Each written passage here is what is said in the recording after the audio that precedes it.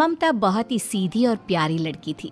वहीं सुनील एक सरल और आगे बढ़ने की सोच रखने वाला लड़का। सुनील, बेटा सुनील कहाँ है? अरे ज़रा एक गिलास पानी तो दे दो।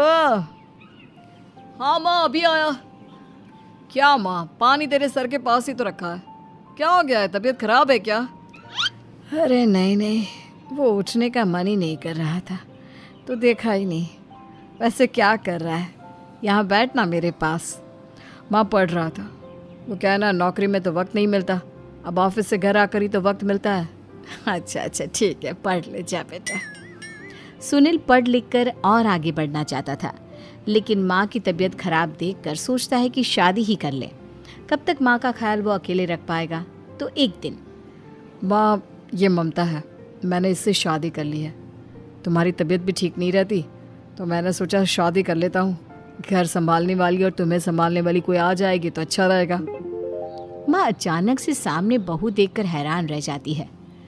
बेटा ये क्या बात होती है? न बैंड, न बाजा, न दहेज, न शगुन, ऐसे कैसे बहू आ गई? माँ तू तो जानती है मैं नौकरी के साथ पढ़ाई कर रहा हूँ, तो कहाँ से इतना पैसा बचा पाता कि धूमधाम से शादी करता।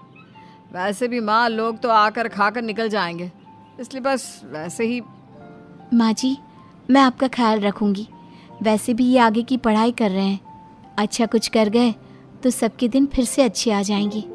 सास को ममता की बात ठीक तो लगती है, लेकिन मन में कहीं ना कहीं लगता है कि कहीं बहू बेटे को लेकर फुर्र ना हो जाए और फिर तो वो रह जाएगी अकेली। बेटा देख, मेरा जो कुछ भी है वो सुनील ही है, और सुनील का भी अब इस दुनिया में मैं ही हूँ और कोई नहीं। क्या सुनील? बिल्कुल माँ, लेकिन आज से ममता भी मेरे जीवन का अहम हिस्सा है, जैसे तू है।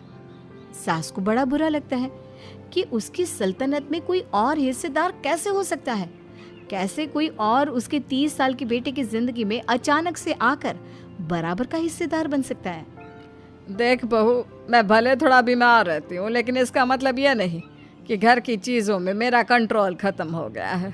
मैं आज भी इस घर की रानी हूँ, समझी? बेटा सोचता है कि ये माँ को अचानक से क्या हो गया।